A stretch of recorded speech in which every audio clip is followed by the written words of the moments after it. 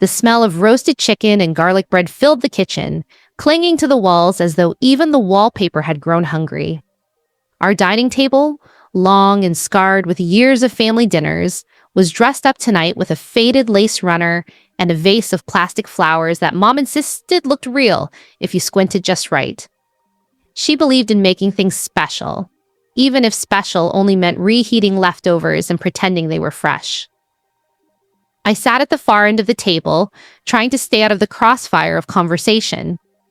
My brother Jason was tapping his fork against his plate, impatient for Mom to finally call us to eat. My younger sister Emily was scrolling on her phone under the table, her face bathed in that eerie blue glow that never belonged in a family setting, but always managed to sneak in anyway.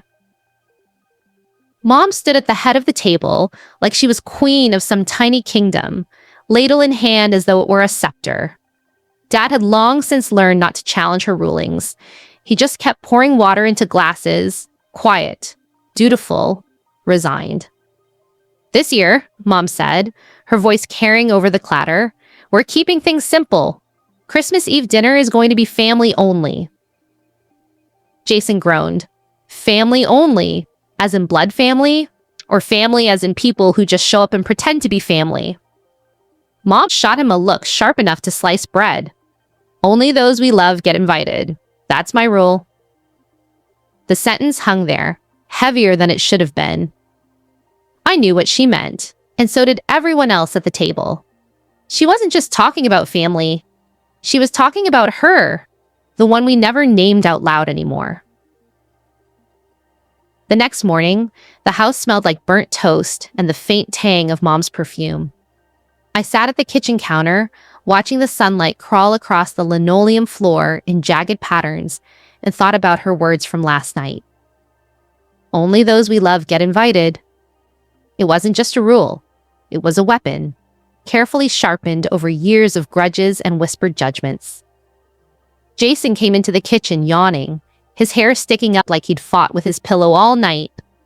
He grabbed the last slice of bread from the bag and shoved it in the toaster without asking if anyone else wanted it.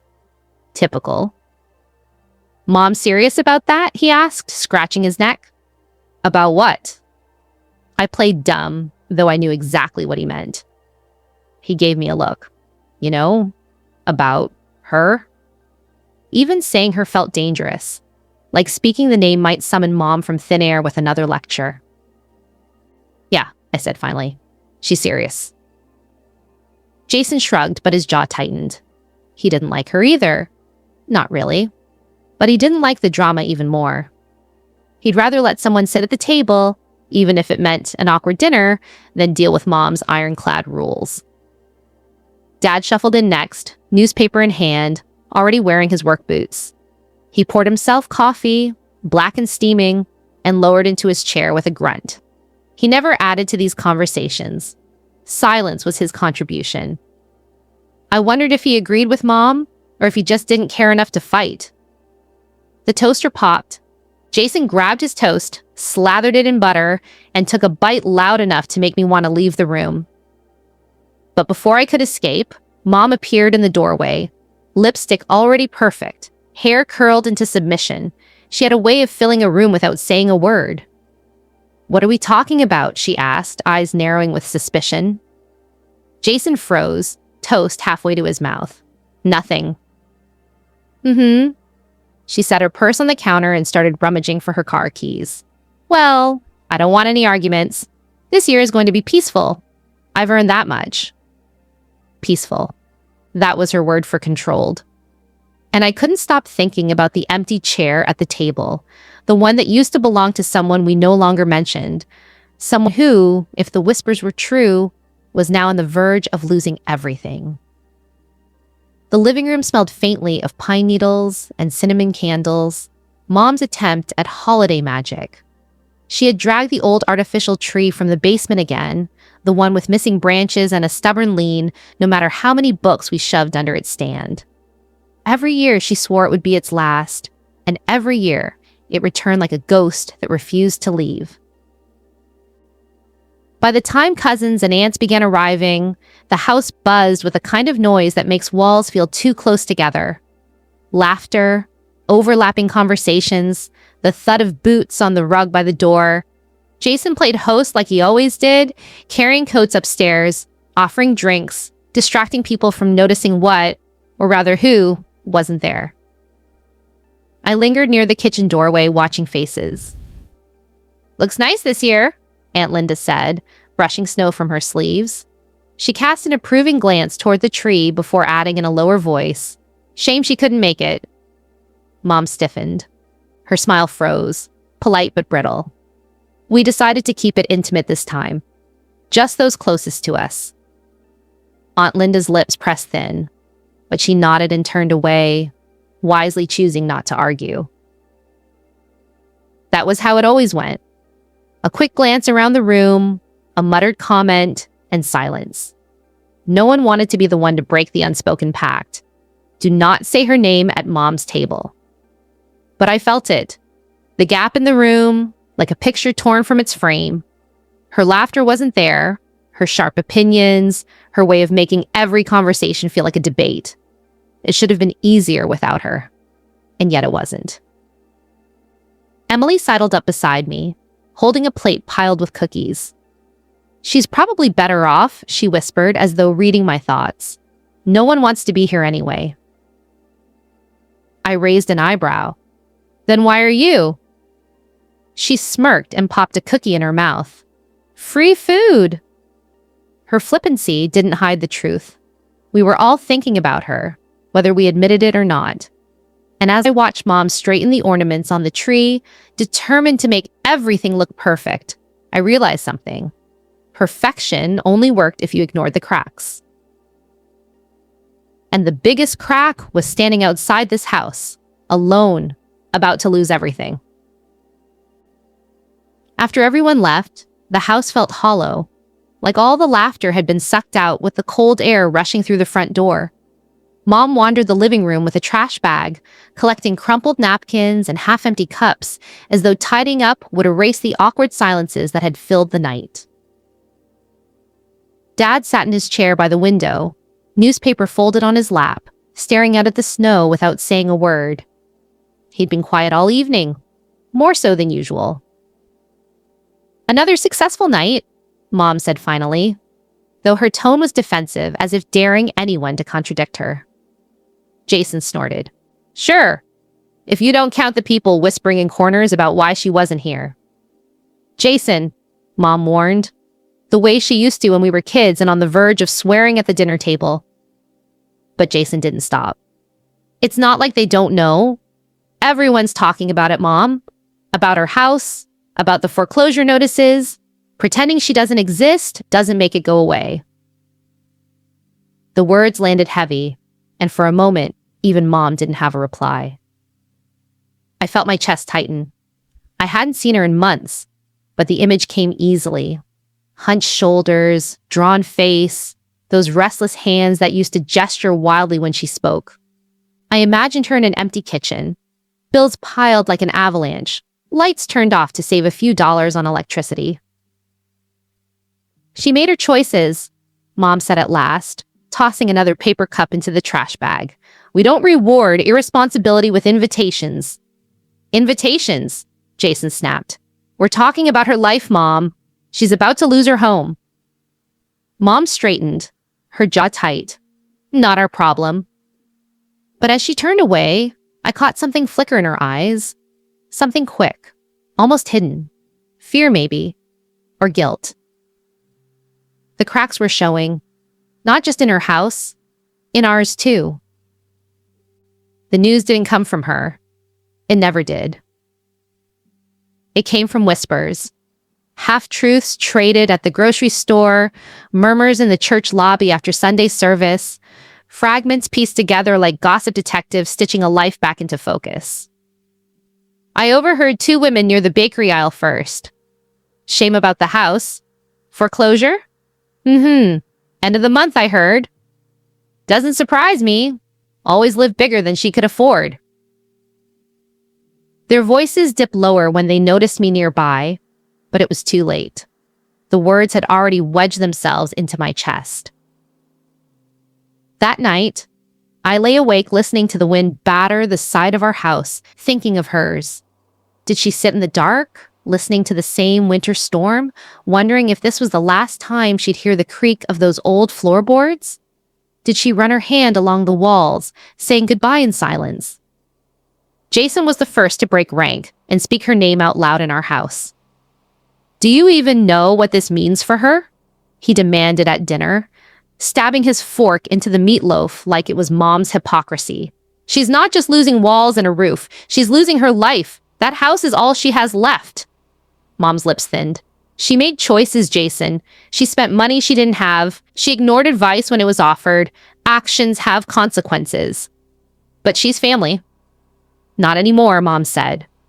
The table went silent. Even Emily put down her phone.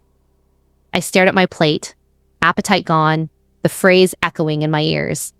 Not anymore. And in that moment, I realized what Mom's rule really meant. It wasn't about who we loved.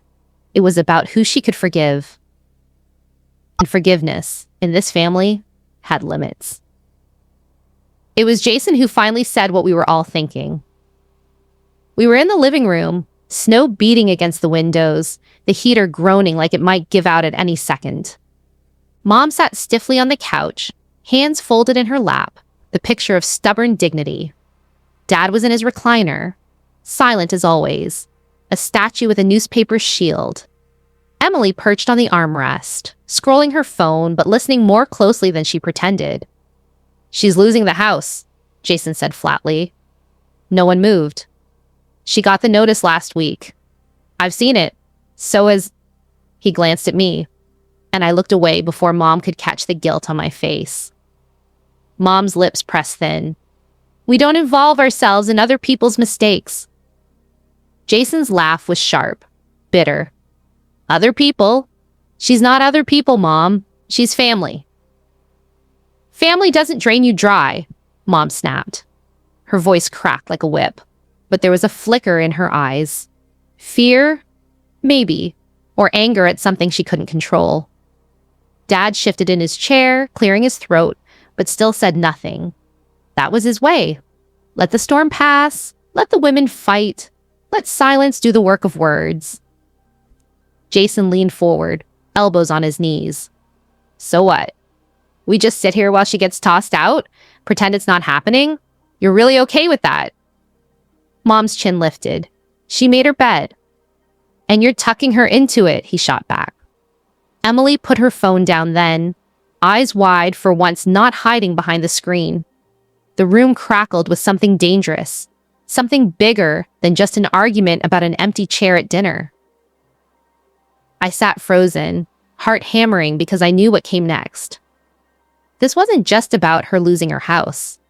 It was about us deciding, once and for all, whether she still belonged. The following weekend, the house felt colder than usual. Snow pressed hard against the windows, and the wind carried a bitter chill that seemed to seep straight into our bones. It was as if the weather itself was mocking the unrest inside. Jason stormed in, boots leaving wet footprints on the rug. He dropped his bag by the door and spun to face Mom. "I talked to her today," he said, voice sharp. "She's scared, Mom. She doesn't know how she'll keep the lights on, let alone the mortgage." Mom looked up from her knitting, lips tight. "And you think we're supposed to fix it?" "She's family," Jason said again, like repeating it would make her understand. "We can't just wash our hands of this." Emily, hovering nearby, added softly, Maybe she just needs someone to check in, help with paperwork or something." Mom's eyes narrowed. "Help? You mean enable? She made her choices. Let her live with them." Jason slammed his hands onto the counter. "This isn't about enabling. This is about doing the right thing." I stayed quiet, heart racing, feeling caught between my brother's fire and my mother's iron will. I knew the consequences of speaking up. Mom would hear my loyalty as rebellion, but remaining silent felt like betrayal. Dad, as always, stayed seated, the silent judge of all our arguments. His eyes flickered from one of us to the other, unreadable, yet carrying the weight of years of family battles. The room split into lines drawn in the sand. On one side, Mom, resolute, unwilling to bend. On the other, Jason and Emily, hearts open, desperate to act. And in the middle, me, torn, watching the family fracture while wondering if love was enough to hold us together. Outside, the wind howled like a chorus of warning, shaking the shutters as if the house itself knew the truth. This was no longer just about an empty chair or a missed invitation. This was about who we were and who we might lose. The day I found out the full extent of her troubles began like any other, gray and quiet, with snow still clinging stubbornly to the edges of the driveway. But the silence didn't last long. Jason had stopped by earlier, fuming, a stack of papers in his hands. I went through her files, bills, bank statements, the whole mess, he said, tossing them on the table like grenades. She's deeper in debt than we thought. There are late fees, loans we didn't know about, even some unpaid property taxes. I sank into a chair, staring at the neat columns of numbers that meant nothing to me in themselves, but everything when I realized what they represented. Sleepless nights, endless worry, pride refusing to ask for help until the walls closed in. Mom hovered nearby, arms crossed, lips pursed. See? Choices. Consequences. No, Jason snapped. These aren't just consequences. She was protecting something. Someone. There's more to this than just poor money management. I felt my stomach twist. Protecting someone? We had all assumed she had been reckless, selfish, careless. But now, as the pages fluttered in my hands, a deeper picture began to form. Emily, who had been quietly observing, finally spoke. Maybe that's why she stayed quiet. Maybe she was saving someone else from this too. Mom's expression faltered just slightly, a crack in her perfect facade. Saving someone? Yes, I said slowly, though my voice felt foreign even to me. She didn't want to burden us. Maybe that's why she didn't ask for help sooner. The room went still. For the first time in years, Mom didn't have a ready retort, didn't have a sharp phrase to cut down our sympathy. Even Dad's eyes softened as he reached for his coffee, the steam fogging up his glasses. It was the kind of silence that comes before a storm, or perhaps before a revelation that can change everything.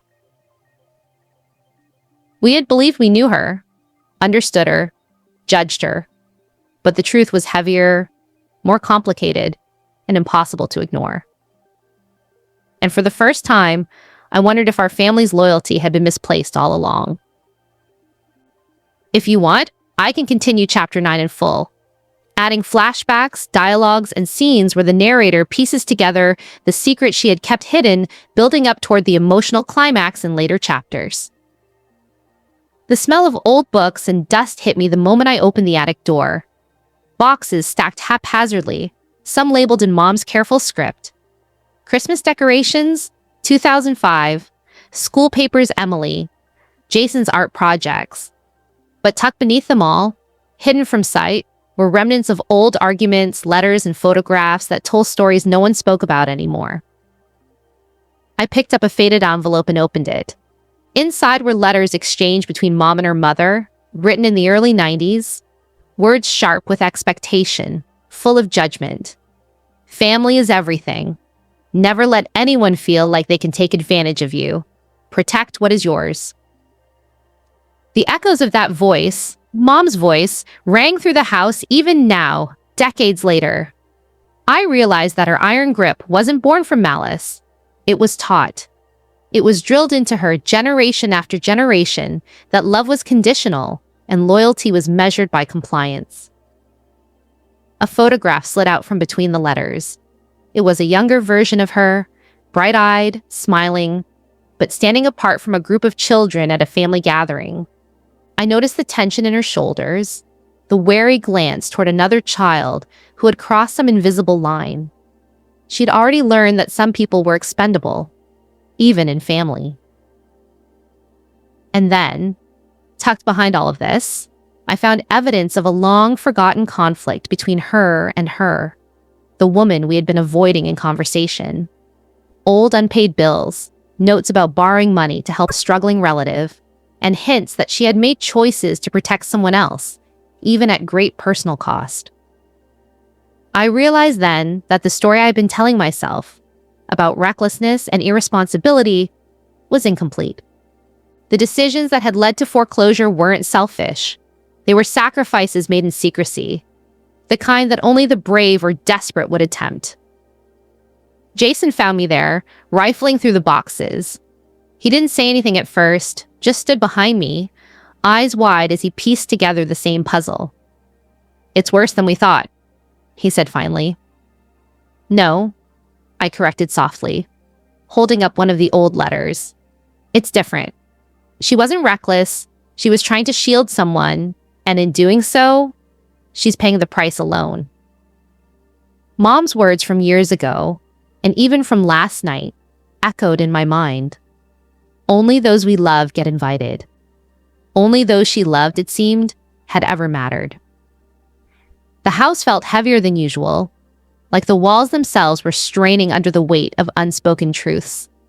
I moved from room to room, trying to avoid everyone, but I couldn't.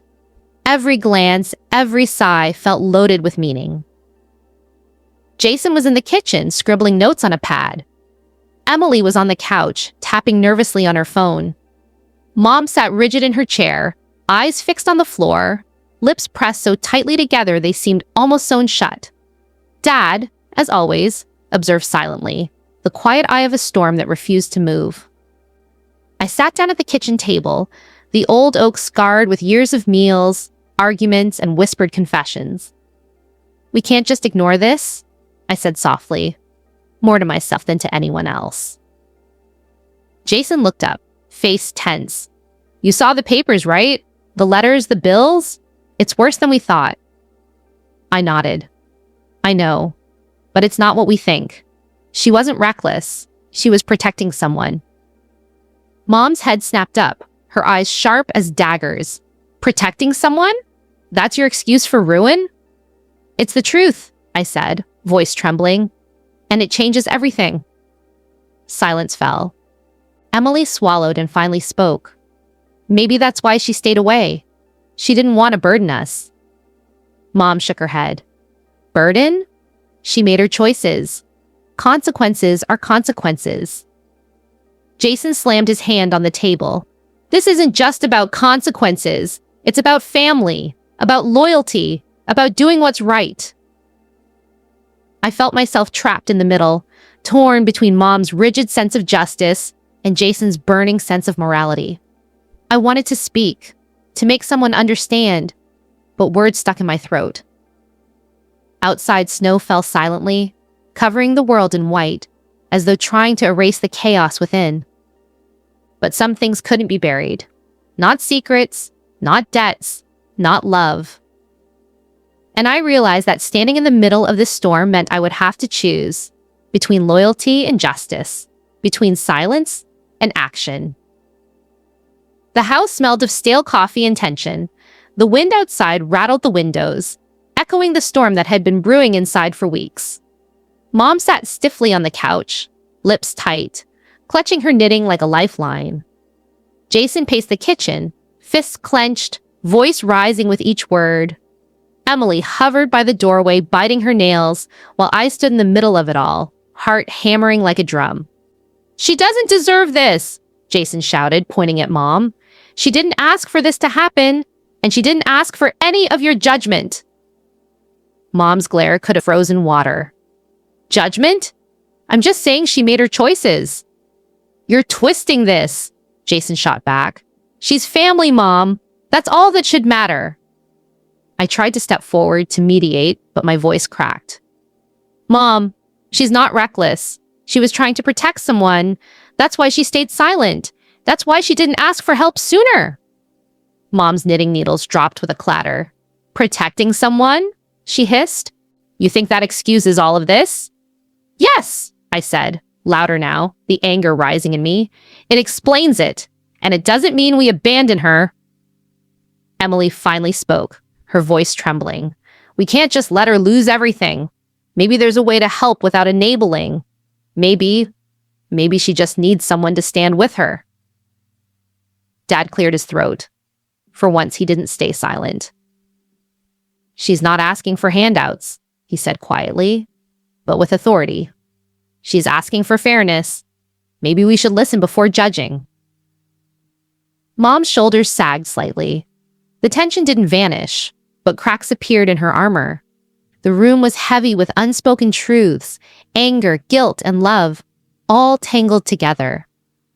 For the first time, I realized that this confrontation wasn't just about her, or the house, or the foreclosure.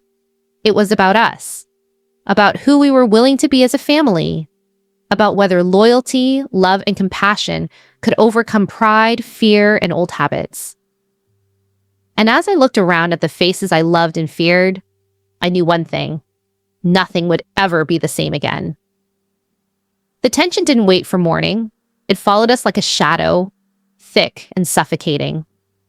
Jason slammed the car door so hard the rearview mirror rattled. "I can't believe she said that," he muttered, pacing in the driveway. Emily leaned against the car, arms crossed. "It's worse than that. Everyone knows. People are talking. She's losing her house, and they're treating it like it's some scandal instead of a crisis." I stayed quiet, trying to process everything. The confrontation with Mom had lit a spark, and now it had spread to the rest of the family. Old grudges surfaced like weeds in a garden we'd ignored for too long. Inside, Mom sat at the table with her knitting untouched, eyes distant. Even she couldn't pretend everything was fine anymore. There was a quiet fury there, tempered by a fear she wouldn't admit. Fear that the house, the control, and the respect she clung to so desperately were slipping away. And then the messages started. Small, quiet, almost innocent seeming. Notes from distant relatives, old friends, neighbors. "Heard the news. Are you okay?" But beneath the concern, there was judgment, curiosity, and the subtle bite of schadenfreude. Jason picked up the first note and waved it angrily. "See? Everyone's watching, waiting for her to fail. We can't let that happen." Emily's voice was softer. "Maybe she doesn't want anyone to help. Maybe she's used to handling things herself." I shook my head. She's not asking for pity. She's asking for justice, for someone to see the truth. Mom finally spoke, her voice quiet but firm. "And what about me? What about everything I've done to protect this family?" Jason's eyes blazed. "Protect? By judging, excluding, and ignoring? That's not protection, Mom. That's control." The room fell silent, each of us caught in our own storm of guilt, fear, and anger. Outside, the snow had stopped, leaving a quiet world blanketed in white. But inside, our family was fractured, raw, and exposed. It was clear. Nothing would go back to how it was. I stood in the hallway, hands trembling, staring at the envelope in my grip. It wasn't just paper. It was power. Power to expose the truth. Power to make people see what had been hidden for too long. Power to force justice. Or vengeance. Jason leaned against the wall behind me, watching silently. "Are you going to do it?" he asked. I swallowed hard. I have to. I can't keep letting this go unnoticed. They've all judged her, assumed things, ignored the truth. Emily's voice came softly from the stairs. "Be careful. Once it's out, it can't be taken back." I nodded, knowing she was right. But I also knew that inaction was a choice too, and it was one I couldn't live with. The family gathered for the next dinner, unaware of what was about to unfold. Mom placed her usual centerpiece on the table, the scent of pine mingling with roasted chicken. Everything seemed normal, but nothing was. I cleared my throat, holding the envelope like a small bomb. "There's something you all need to see," I said, voice trembling but firm. "This isn't about judgment or blame. It's about understanding the truth." Mom's eyes narrowed. "What truth?" I took a deep breath and placed the papers in front of her. Bills, letters, bank statements, all carefully annotated to show the sacrifices she had made to protect someone else. The reality of her actions, her quiet heroism, her struggle, all laid bare. The room went silent. Even Dad, usually the observer, leaned forward, eyes scanning the documents. Mom's hand shook as she reached for a letter. I didn't know, she whispered. Jason exhaled, relief and triumph mingling. See? It's not what you thought. It's never been what you thought. Emily wiped a tear from her cheek. It changes everything. It doesn't excuse what's been said, but it explains why. And in that moment, I realized I had done more than expose her truth. I had forced my family to confront their own assumptions, their own pride, and their own fear. Choices had consequences, but sometimes consequences could lead to understanding. The day after the revelation, the house felt different. Lighter in some ways, heavier in others. The air seemed charged, like the calm after a lightning strike. Everyone moved cautiously, aware that the landscape of our family had shifted, maybe permanently. Jason was the first to speak. People are going to talk, he said, pacing the living room. They're going to question everything. They'll probably blame her, blame us, maybe even blame you. I sat in the corner, staring at the floor. Let them talk. The truth is out, and that's what matters. Emily nodded, but her eyes were still wet. It doesn't make it easier. People don't forgive quickly. Mom, for once, didn't argue. She sat at the table, hands folded, staring at the papers I'd left in front of her. Every line, every number, every letter, evidence of choices she had made in silence, sacrifices no one had acknowledged. She didn't know how to respond. Dad finally spoke, calm but deliberate. We can't control what others think, but we can control what we do next. The truth changes things, yes, but it also gives us a chance to act differently. I realized he was right. The storm outside hadn't just been about the house or the debts or Mom's rules. It had been about us, about how we treated the people we loved when they needed us most. Later that week, we visited her house together. It was quiet, small, and worn with age, but it was hers. And despite everything, she greeted us with a small, tentative smile. She didn't have to, Emily whispered. We could have just stayed away. But I knew it wasn't enough to just show up.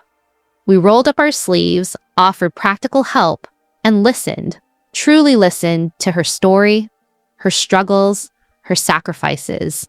And in that shared effort, something began to heal. Even Mom, stubborn and proud as she was, offered help. Not as forgiveness, perhaps, but as acknowledgement. And sometimes, acknowledgement is enough to start rebuilding what's been broken. Outside, the snow melted slightly under the weak winter sun, and for the first time in a long while, it felt like we might survive this storm, not unscathed, but intact. Winter had begun to soften into early spring. The snow that had blanketed the streets now lay in patches, melting into the earth, leaving a muddy, messy reminder that seasons and circumstances change. Inside the house, the tension that had haunted every room for weeks had eased, replaced with cautious understanding. Mom moved around the kitchen preparing tea, her movements slower, more deliberate, as if she were learning to live with a new reality.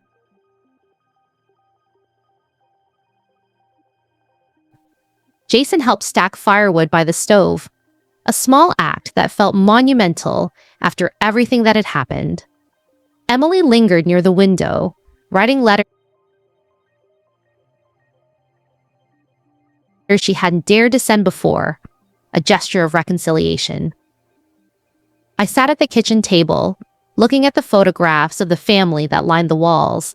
They seemed different now, not just pictures, but reminders of resilience, of lessons learned too late, but learned nonetheless.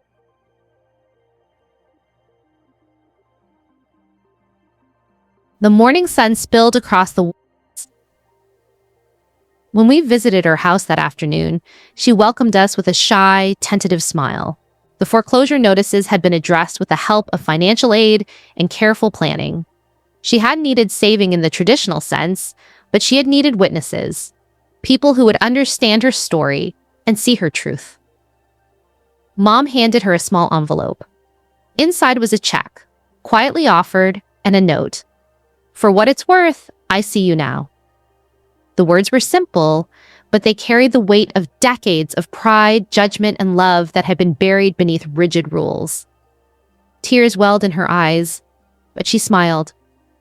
I didn't expect this." Jason laughed softly. "Sometimes people surprise you when you least expect it." Emily nodded, taking her hand. "Family isn't perfect, but it can be enough." I realized then that love, even when complicated, conditional, or flawed, had the power to heal. Not everything could be fixed. Not every grudge erased. But understanding, acknowledgement, and effort could build bridges over the cracks we thought were permanent. We left her house that day, not as the same family who had argued and judged and fractured, but as a family with scars that reminded us to be better, kinder, and braver. The snow had melted, the air smelled faintly of earth and renewal, and for the first time in months, I believed that even broken families could find a way forward. Because sometimes, the people we love aren't just the ones we invite to dinner, they're the ones we stand by when the world turns its back. Spring had fully arrived. The trees were budding, the air smelled faintly of fresh grass and rain, and sunlight streamed through windows in ways that made every shadow look smaller. Life had begun to move forward, though not without reminders of what had come before. Her house now stood quiet but cared for. The foreclosure notices were gone, replaced with new plans, repairs, and hope. She had returned to a rhythm, a life rebuilt slowly, carefully, and this time she wasn't alone. Mom had softened, her rigid rules giving way to cautious understanding. She still had her pride, but she now understood that love could mean stepping aside, letting someone struggle, and then offering a hand without judgment. Jason and Emily had changed too. Their once sharp impatience had been tempered by empathy. They no longer rushed to anger, but now asked questions, listened, and acted with intention. I watched from the doorway as they all laughed together in her kitchen, sharing stories, pouring tea, and rediscovering the warmth of family connection. I realized that sometimes the hardest battles weren't about winning. They were about staying present. And I thought about Mom's old saying, "Only those we love get invited." I understood now that love wasn't just an invitation to sit at a table. It was a commitment to stand with someone, even when it's messy, inconvenient, or painful. The house, once shadowed by fear and whispers, now felt alive. The cracks and scars remained, but they were no longer barriers. They were reminders of resilience, of lessons learned, and of the power of choosing love over pride. As the sunlight touched the walls, I felt a quiet hope settle in my chest. We were still imperfect, still flawed, but stronger for the trials we had faced. And for the first time in a long time, I believed that family, real, messy, complicated family, could endure anything. Summer had begun to seep into the days. Warm sunlight spilled across the front porch. Birds sang in the budding trees, and the faint scent of freshly mowed grass drifted through the neighborhood. Life was slowly returning to normal, or at least a new version of normal. She had started a small garden in her backyard, planting flowers she had once only admired from the neighbor's yard. The morning sun spilled across the like a victory, proof that she could create life and beauty despite everything she had lost. Jason and Emily often visited, helping her with chores, laughing at the occasional mishap, and sharing moments that had once been impossible. Their relationships were stronger now, tempered by understanding and mutual respect rather than fear and resentment. Mom, too, had begun to soften in ways I hadn't thought possible. She still maintained her routines, her meticulous attention to detail, but she allowed laughter, mistakes, and imperfection to enter the house. It was subtle, almost imperceptible, but it mattered. I spent my afternoons listening to her stories, recording memories she had once hidden. For the first time, I felt like a bridge between the past and the future, between old wounds and new beginnings. We all carried scars. Some days were harder than others, but in each small act, watering a plant, sharing a meal, listening without judgment, we were rebuilding not just a home, but the family we wanted to be.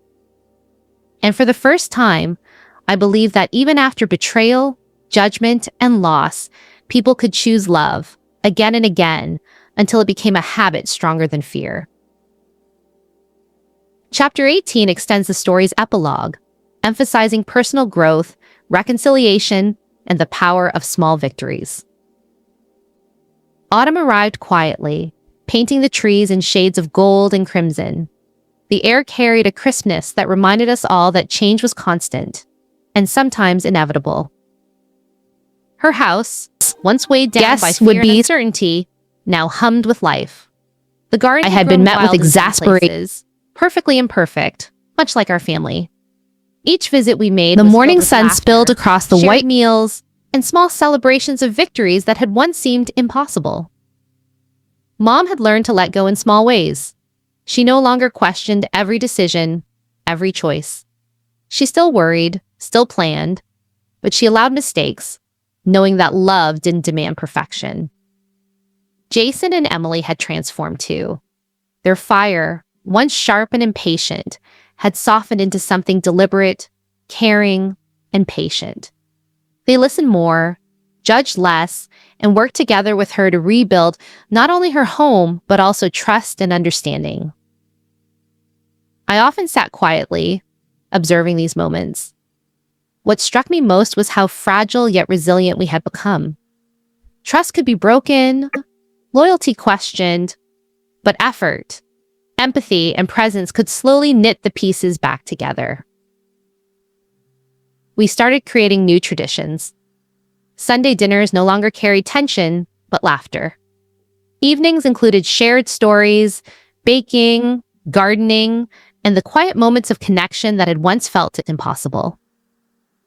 And in every small interaction, every shared smile, I realized that family wasn't about control or judgment or even perfection. It was about showing up consistently, even when it was hard. For the first time in years, I felt hopeful.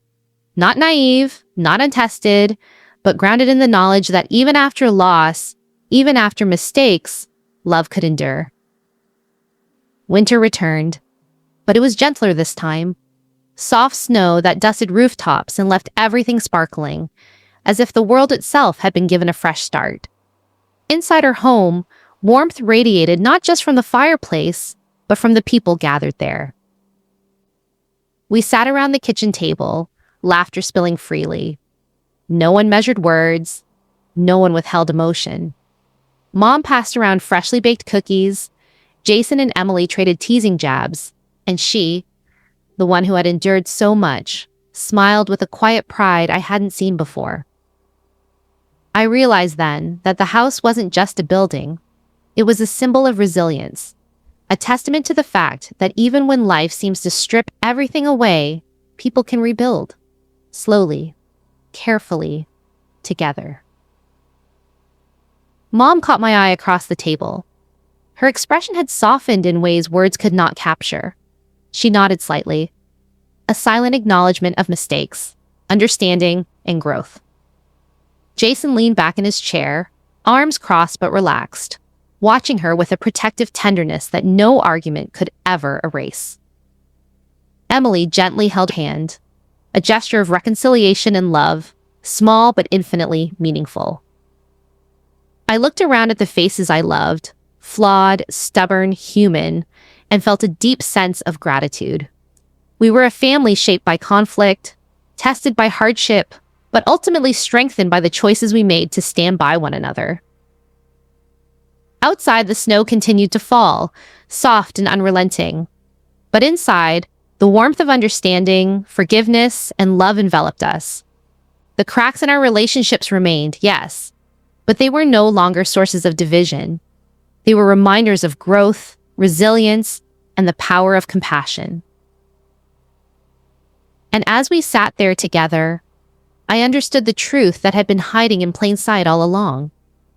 Family isn't just who you share a home with. Family is who stands by you when the world turns away, who believes in you when hope seems lost, and who chooses love again and again, no matter the mistakes, the grudges, or the storms. We had learned that lesson the hard way, but we had learned it. And for the first time in a long time, we were whole.